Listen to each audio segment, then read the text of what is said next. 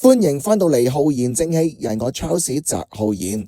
上一集神隱多年嘅 Thomas 陳德章接受咗我嘅訪問，大家反應好熱烈，好多朋友都留言話好掛住 Thomas， 亦都到而家仲係聽緊 Radius 嘅經典金曲，亦都好期待 Thomas 嘅全新專輯。而 Thomas 呢，似乎都好感受到大家嘅熱情。訪問之後，佢傳咗幾張喺當年參加新秀嘅同一班戰友珍藏嘅舊照片俾我。Thomas 話佢睇翻呢啲相呢，好多開心嘅回憶都翻晒嚟，所以好想同大家分享一下。今集我哋會正式進入 Radius 嘅流行傳說。Thomas 除咗會同我哋分享當年好多難忘嘅回憶之外，佢仲爆咗好多從來未公開講過一啲非常之吸引嘅內容俾我知道，好似話 Radius 嘅經典金曲《吸煙的女人》、別人的歌，到底背後有乜嘢音樂猛人共襄盛舉呢？仲有啊，講到話86年 Radius 嘅第一張驚世 EP， 陳德章仲會同我哋親自揭開唱片封套上邊嗰位吸煙的女人嘅神秘面紗，夠精彩啦啩？好啦，正式開始陳德章最詳盡專訪第二集。咁我想問，咁林夕係點樣同 Radius 掛鈎嘅呢？林夕我印象中係韋然介紹。韋然一個資深嘅當其時啲音樂人，冇錯，就專注做一啲兒歌啊，或者嗰啲民歌嘅創作。咁嗰陣時就係韋然揾到一個地方係俾阿光同我喺度錄個 demo 嘅。除咗嗰晚喺阿光嗰度試嗰個係一個比較粗糙啲啦，因為你趕住參加比賽嘛。跟住錄嗰個 demo 就係都唔係唱片嘅，都係一個比較 full 啲嘅 version 嘅 demo， 就係韋然介紹一笪地方。嗰個地方嗰個唱片公司就係當其時簽咗我哋嗰間唱片公司嘅地方嚟。其實你唱嗰時理唔理解個歌詞講咩？因為比較抽象。我都理解嘅。我睇咗歌詞我先至去唱㗎，如果唔係真係唔知點樣投入啲氣氛落去。咁但係又即係嗰陣時組合又唔可以話太個人化嘅氣氛喺度。咁啊，做音樂嗰陣時，即係講埋啦。咁啊，一講到做唱片，咁啊，而家做唱片之後咧，即係成功咗第二啦。咁啊，開始做唱片，好開心做唱片。喺唱片嘅入邊咧，咁啊，現場譬如可能唱緊別人的聽緊別人的歌嘅音樂製作，又嚟啦。嗰啲琴啊，因為 programming 好麻煩，當其時。咁嗰陣時候啊，蔣志光幫手。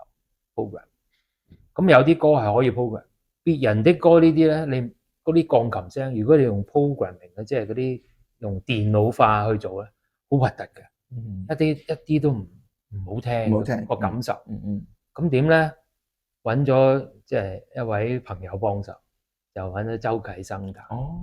佢差唔多成隻歌嘅味道都係喺佢出自佢嗰個感覺。我現場聽嘅。係錄唱片嘅時候，嗰個 music 係周個琴聲係。原來係咁。錄唱片嗰陣時嗰個琴聲係周啟生。咁另外吸煙的女人又嚟啦。咁啊，吸煙的女人嗰個問題就係又係電子音樂嘅問題，又拖嘢冇晒聲。咁點搞咧？個電腦升唔到啲音樂，做唔到，咁啊企喺度。隔離房黃亮星，喂！Blue Jeans 嘅主唱，阿哥，喂，你嗰個咩事搞？係咯，搞咁耐都唔得。你試下俾我試下。咁啊開頭吸煙啲女人，嗰啲叫 orchestra hit 嗰啲中文唔記得咗叫乜，總之係嗰啲樂器嘅聲啦。有個聲，但係電腦拖唔到，佢就1 2 3，一剔搞掂。咁啊，其實呢嗰陣時係點咧？有黃良星、周啟生。有蔣義光啦，有好多勁人喺入邊，有我啦，即係有好多人幫手，其實都即係嗰個點解當其時比較嗰個流行元素幾好，好足夠，幾好。其實有好多人發揮咗佢作用。咁入邊又有徐日勤作曲，即係有主題曲，好多元素喺入邊。其實當年都 OK 嘅，慶幸都賣到而家。而家都揾到啲唔同嘅版本，或者靚啲聲嘅版本，咩都有。即係當其時嘅唱片啊，個炸歌竟然都可以賣到而家，我好開心。你知唔知道吸煙的女人嗰個原型啊？有講過喎，你訪問知唔知道？其實吸煙的女人咧係林夕寫㗎啦。佢寫嗰陣時諗緊邊一個吸煙的女人嘅 image，你知唔知道咧？啊，我唔知喎。係啊，有一個報道講過，冇個印象啦。佢話佢寫緊嗰陣時咧係聽住五輪真弓嘅唱片，係諗緊五輪真弓。你知佢嗰陣時哇長髮飄逸㗎嘛？即係如果佢攞住支煙咁樣咧，又的確好有型喎。係啊。但係吸煙的女人其實封面嗰個戴住眼鏡嗰個唔係真㗎啦，嗰個邊個嚟嘅？嗰個其實係新秀㗎。係邊個啊？新秀都係我一屆㗎。係邊個啊？佢叫曾愛玲。你邊個邀請佢做模特兒㗎？我打俾佢。你真係打俾佢？好急嘅，咩都好急嘅當其時。咁啊唔知點喎，封面點啊？即係跟住我負責人問我：喂，你有冇介紹？我試下打俾佢睇得唔得？點解你覺得係佢咧？因為佢成日食煙啊？唔係喎，佢唔食煙㗎。係咯，點解你會諗？有個輪廓，佢有公司有個 concept 俾我咁，我突然間諗起個輪廓。咁啊，同埋我有個電話。咁我二話不說就應承啦。係啊。咁啊又搞掂咗。我唔知佢走去影咗，跟住我先知。即係叫曾愛玲，你真係咧，真係要即係好好咁樣記住呢個名，因為大家都好多年嚟都唔知道嗰個風土其實嗰個人係邊一個咯。有㗎，我有個而家幅相喺度。但你睇下可唔可以俾我啦嚇？當年嘅新秀準決賽係冇電視嘅直播或者係轉播，咁所以如果參賽者佢哋入唔到決賽之後又冇被發掘入到娛樂圈嘅話，我哋就未必會咁認識同埋記得佢哋。所以喺度就補充少少曾愛玲嘅資料俾大家聽。而令曾愛玲喺84年參加新秀嗰陣呢，係芳齡19歲㗎。佢曾經講過，佢嘅入圍係一個意外驚喜，因為佢係過咗大會嘅預定通知時間，先至咧係被確認入到新秀嘅前30名㗎。佢話佢嘅偶像係 Jenny 甄妮，佢中意甄妮嘅歌有節奏感。不過佢參加新秀咧就揀咗林志美嘅初戀喎。由於佢入唔到決賽啦，咁結果又巧合咁樣喺當年嘅新秀台上呢，就係由陳嘉玲去唱咗林志美嘅初戀。陳嘉玲喺準決賽嗰時呢，係本來唱 Memory 噶。頭先 Thomas 話佢有收藏曾愛玲嘅相，咁我就梗係死心不息落足嘴頭，希望 Thomas 獻寶啦。結果幾日之後，佢真係手落攢，我收到嘅唔單止係相，仲要係一隻寶藏級嘅 MV，就係而家大家睇緊呢一個吸煙的女人，平時好少曝光嘅 music video 啦。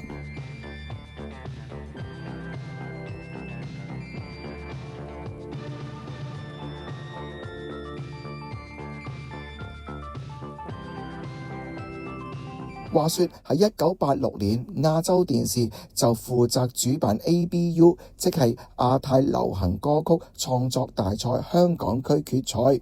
咁選出嘅3甲得主呢，佢就分別為咗呢3首歌去各自拍咗一隻 music video 㗎。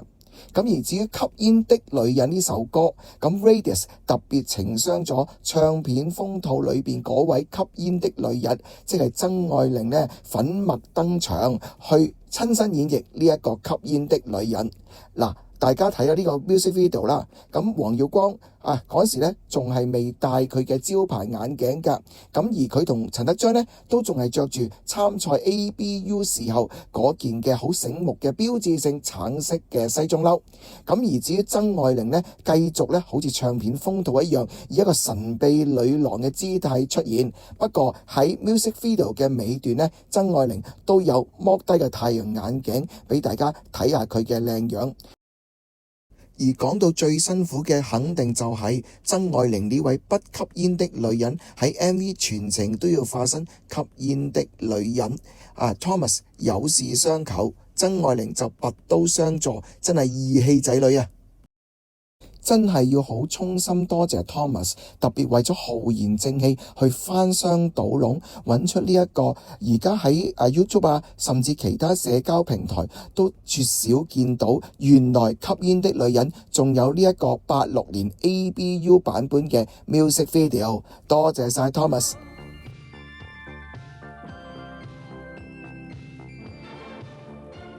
嗱， ABU 就係8月舉行嘅86年，即係其實一早已經係諗住有呢個安排，就係一比賽完，無論有冇獎都好，都呢就 Radius 已經係會出道噶啦。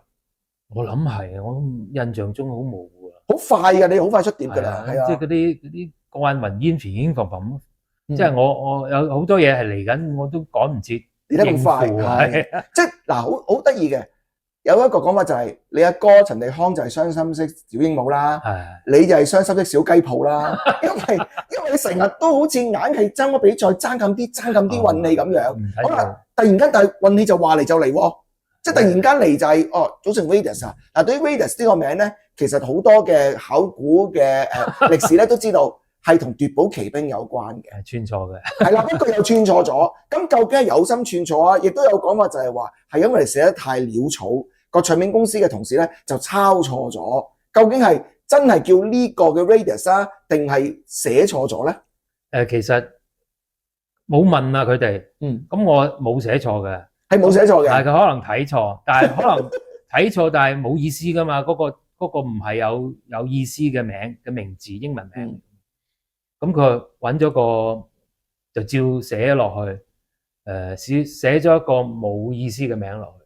咁啊急就章，亦都咁啱咁巧，又唔使俾人告。呢個名都唔知有冇專利。係呢個名就比較特別嘅，即係我諗，即係同埋細個時候都係真係要聽多幾次先知道Radius，因為即係呢個字唔係我哋教科書成日會教到嘅字嚟嘅咯。咁你對呢個名係咪真係同奪寶奇兵有關咧？咁樣有，係因為真係想攞獎啊。係啊，嗰陣時改交 demo 嗰陣時就係咁諗，幾好笑。因為委員話喂。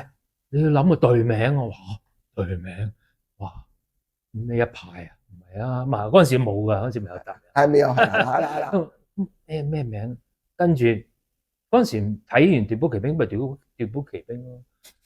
我話奇兵，我話唔奇兵啦，咁英文名咯 ，Raiders of the Lost Ark 噶嘛，係啊，咪攞咗頭嗰字咯。頭嗰字啦，但係嗰字點知係串咗，又唔係咁樣串喎，即係都幾係咪？我以為講咗人哋又會知嘅，點知然後錯。原來唔係，我覺得係。而家你咁樣講起，唔知係咪有心寫錯，因為佢驚人告。我未必嘅，未必嘅嘛。當其時冇咁多諗，冇咁多考慮。係啊，太急啦，好多嘢都。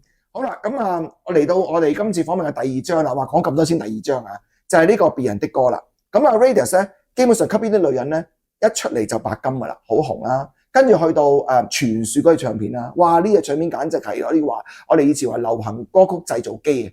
即係嗰日碟咧，哇！真係好多經典嘅歌曲，就算你話有啲 side track 都係好聽嘅。咁我想問下，首先就係《別人的歌》呢首歌啦，當然，別人的歌咧就係一首講一個好似酒廊歌手嘅心聲啦。即係我曾經係啦，我嘅經歷。你係咪咁心酸咧？嗰陣時唔心酸，唔心酸。唔係我見到好多人心酸，因為我當其時都僆仔，10幾歲，但係好多係唱咗幾十年，唱到冇得做。唱到俾我哋啲僆仔頂替啊！因為我哋係唔係貴，佢嗰啲如果想貴都唔知咩原因先可以再收多啲錢。咁變咗佢即係啲後生嗰啲就可以頂替咗佢哋。咁都係有啲咁嘅感覺。咁啊將呢啲咁嘅意思咁嘅內容咁啊同阿林夕講，不如整隻咁嘅歌啊！係你真係你提議嘅。不如整隻咁嘅歌啊！咁啊阿光又作一隻咁嘅歌，咁啊呢啲現代酒廊當其時現代酒廊歌星嘅心聲，咁啊喺入邊出嚟。係，同埋當年咧，你應該係87年度啦。其實之前已經開始嗰啲幾許風雨啊，有誰共鳴啊，嗰啲好似自傳式嘅歌曲。嗱，雖然你係一個樂壇嘅新人或者新嘅組合，但係你其實唱酒廊好幾年啊嘛。其實呢首歌都勉強其實可以入去呢個 category 裏邊嘅，就係當時你講出一啲自己嘅一啲，好似同真實有一啲係我碰面見到，有時即係體會到嗰個酒廊歌手嘅心入邊嘅嘢嚇，所以個歌詞真係好到肉。你唱嗰陣時嘅感覺點？第一次去 studio 唱，你仲記唔記得㗎？會唔會覺得話呢首歌詞真係寫得好好喎？呢首歌寫得好，唱嗰時都知道㗎啦，但係嗰時唔係咁大感覺㗎，好急啊又係，唱到嗰個嗌嗰啲地方咧，因為嗰陣時應該都係3、4點㗎啦，又係趕交貨，唱到差唔多冇聲咁滯，咁變咗監製即係阿黃耀光收貨啦，得啦，真係得，我已經冇感覺啦，已經即係唔知好定壞啦。總之收貨就我信你啦。就係日頭出啊，成日搞到咁混嘅，頂唔順啊！咁相對嚟講，傳說係咪仲要難唱啲咧？嗰啲急嘅嗰啲字啊，嗰啲甚至半 rap 啊咁樣。傳說就我覺得唔係太難，因為練咯，練出嚟都係因為你勁啫。即係你而家講到好雲淡風輕咁啫，唔難啫。因為之前唱咗個和音先嘅，咁啊和音除咗我啊、阿光啊、蔣志光唔知有冇，仲有啲女聲嘅。係冇錯。咁啊，你哋耳仔叻嘅，你就聽到女聲。但當其時好似冇寫嘅，咁咧就係揾咗啲女聲嚟到一齊唱，我都喺度唱。咁練完嗰啲快嗰啲小電珠齋，然後就賣嗰啲，即係已經唱咗咯。咁跟住再補翻前邊嗰啲即係 solo 聲落去啫。係，所以你覺得唔係咁難係嘛？呢首歌就好唔卡拉 OK 嘅。如果當時已經卡拉 OK 咧，其實呢首歌真係後來都其實老實講，呢首歌嘅卡拉 OK 一定唔夠別人啲歌咁傳唱。但係當然你話如果講傳唱咧，另外一隻咧就真係犀利啦。呢個傾心係啦，呢個傾心就係點解會揾阿黃凱芹嚟作詞嘅？當其時都係唱片公司嗰邊接觸，佢哋唔知撞到啊，喺電台見到啊，咁啊傾開偈，咁啊，咦，好似揾咗黃凱芹寫歌詞，我哋冇其他人寫歌詞，唔緊要啊，試下佢好開心啊，揾咗佢我唔緊要，試下啦，咁冇其他人寫，我印象中唔知林夕有冇做過個 demo， 我都唔記得。即係其實林夕係你哋御用噶嘛，即係幾乎林夕係包埋晒 Raidas 嘅作詞噶嘛。呢首歌係特別，突然間又揾咗另一個。我印象好模糊，但係應該可能佢分分鐘未聽過。未聽過。去咗黃凱芹嗰度，咁變咗又係急嘅，咁即刻寫咗出嚟。佢冇投訴啊嘛，林夕。即係點解呢首歌你唔俾我做？梗係冇啊！林夕其實都冇時間啊。當其時除咗我哋，佢仲有已經開始隻手可以啦。但係我哋之前佢已經同緊譚詠麟啊成寫緊歌。但係我哋係因為阿偉賢介紹，咁我話梗係好啦。呢位資深嘅教呢個佢應該嗰陣時應該係助教㗎啦。大學中文係咪中文係我唔記得啦。總之佢嘅淵源我知道晒，咁我覺得可以試下啦，新穎啲啊嘛。現代即係當其時嗰啲好出名、好流行嘅填詞人，都未必幫我哋啲新人填噶嘛。都可以咁講，因為佢可以填，佢可以填，但係攞嚟比賽，佢哋就可能麻麻地。係比賽就真係麻麻地嘅，係啊！佢做咩要將自己擺喺呢個比賽嘅位置上？佢已經係咯，有個獨當一面嘅地位。佢哋全部都係唔係大師級，都老師級嘅人物。係唯有新嘅咯。係，其實呢首歌傾心好特別嘅。你哋喺80年代即係好活躍嘅時候咧，有一個 show 已經一齊合唱過呢首歌嘅，即係同黃凱芹我意思係，係啊，所以因為陳德章即係近年啦好少出嚟，所以咧而家俾黃凱芹唱下咧，就大家都當咗傾心好似係黃凱芹原唱咁樣，係啦，其實當然原唱就大家其實我諗都會知係 Raidas 嘅咁樣，咁你傾心呢首歌咧亦都好有話題性嘅，咁但係我睇到後來有啲報道咧。阿黃耀光似乎對呢首歌咧又唔係好中意，因為呢首歌好情歌，佢咪覺得同 Raidas 嗰個形象，即係譬如可能講一啲比較社會性啊，又佢覺得有啲文化使命啊，有啲唔同咧。都唔係，佢都好睇重呢首歌。咁佢都覺得成隻碟都係嗰一類 modern talking 啊，係，即係你講得好啊 ，modern talking 啊，呢啲係。會唔會有一啲入屋啲嘅歌會好啲咧？即係佢都係咁諗，所以會入邊咪有兩隻類似啲咁嘅歌。咁變咗多元化啲咯。咁慶幸呢個多元化係當年成功咗。係，冇錯。咁有啲即係我哋有好多個嘅歌路，有唔同嘅人都接受咗。咁啊變咗係咯，佢冇乜。因為當其時都係大家發生得好快啊，都係好趕，都冇去諗呢啲咁嘅嘢。咁但係如果之後係咪有人訪問過佢哋有啲咁嘅睇法？咁我又唔知喎。就係當其時就冇。佢近年都有講嘅，即係近年訪問都話佢都睇化咗嘅，即係覺得情歌就真係其實亦都可以去到可以好雋永，同埋可以好 long lasting 其實嗰首歌因為而家其實傾心一嗰個前奏，我自己都1-2年前去廣州睇過黃凱芹演唱會，即係呢首歌一出嚟，其實大家就已經起哄啊，唔係知咁簡單，係歡呼聲四起。你都有同阿黃凱芹唱過近年，因為我見到黃凱芹有一個演唱會，係啦，都邀請翻嚟咁樣。因為大家成日都對陳德章同黃凱芹咧呢個關係咧就好覺得好多猜想嘅，又覺得佢哋有唔啱，冇噶嘛，亦都冇話咩爭女仔嗰啲噶嘛，冇啊，嗰啲題即係嗰啲係話題啫嘛。係啊，真係變咗一個都市傳說咯，就係講對佢嚟講有少少宣傳啦，對我哋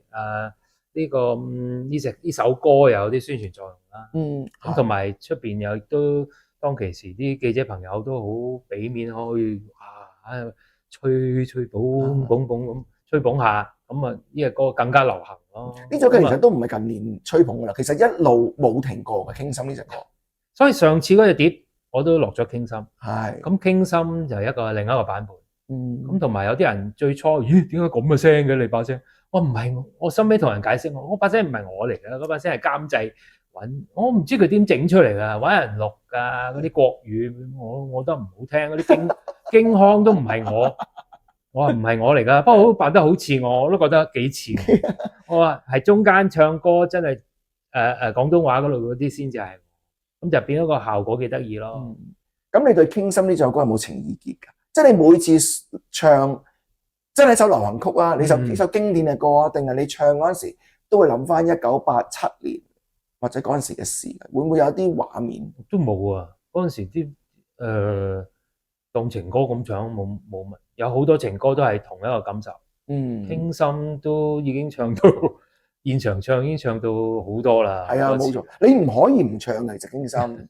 係啊，因為譚詠麟校長最近都講啦，佢曾經好憎我在深秋噶嘛，即係覺得哇呢首歌唱到我真係怕啫，但係跟住佢後來佢諗通就係話呢首歌帶俾佢咁多，佢冇理由對呢首歌有咁樣嘅負面情緒。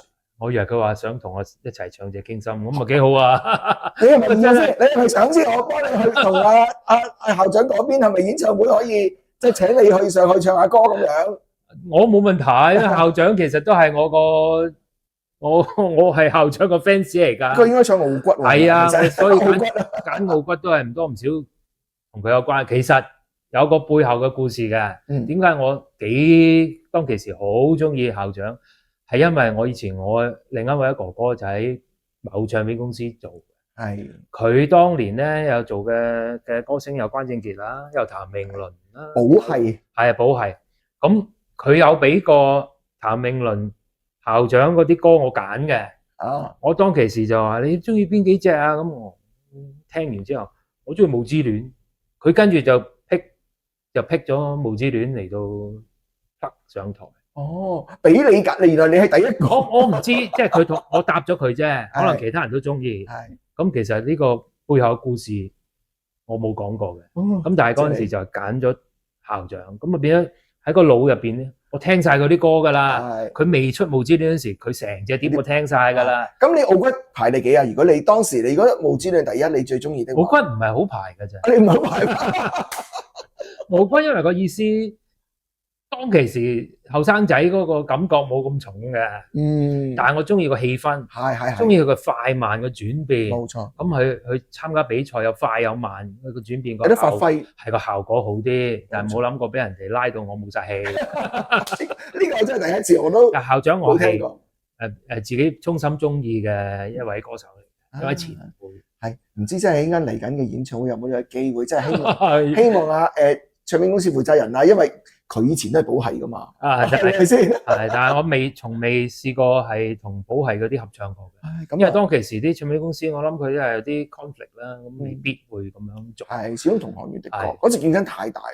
咁頂晒籠，當年都係我同阿光出席咗林敏聰、林敏怡演唱會入邊，唱咗譚詠麟一首歌。咁佢叫我揀，佢咪揀咗譚詠麟咯。咁但係應該冇出過碟嘅，因為佢啲版權問題應該搞唔掂。我想現場睇翻，或者都冇，想抄翻嚟睇到。你講起林敏聰咧，我諗起一件往事。我唔知你記唔記得，你做嗰個音樂劇叫做《神奇旅程》嘅穿梭。咁我就見到一段報道咧，無端端就話林敏聰喺呢個面度吐口水。發生咩事？佢唔係喺我面前吐口水，係咩事咧？佢係吐口水，係，但係我中啫。可能都會有其他人，中咗你係可能會有其他人中，但係佢嗰個唔係好差嘅口水，係水啊嚟嘅。好唔係好差嘅口水，即係唔係好攞健嘅口水，唔係可能係唔知佢飲咗嘢潑俾你嗰種，佢可能我嚟做效果，因為佢當其時佢應該係做衰人。即係演出途中嚟嘅。係啦，佢係做一個壞人，咁變咗佢壞人就咩都會做噶嘛，咁佢可能飲咗個嘢噗咗，咁我中啫。咁但係你當時中咗，你演出緊噶嘛，你就 show must go on 啦，繼續。但係你有冇啲心裏邊冇乜？因為你全部有讚過你嘅，即係話覺得你個人哇真係好隨和，好冇話咩脾氣啊。呢樣嘢你都幾好嘅。即係我都要有啲 data 喺度引發你嘅思潮啊嘛。張繼聰咧，細路仔做童星，羅堅咧，嗰啲我好中意嘅。咁張繼聰嗰陣時同佢合作嗰陣時，你呢個細路仔你點睇啊？即係你咪已經好有新印象啊？因為我唔係拍張繼聰嘅，係杜德偉拍張繼聰嘅，但係我喺旁喺側邊睇呢個小朋友，係好叻嘅，好叻，已經好醒噶啦，好精靈喎。如果我對住佢，我嘔血喎。唔會，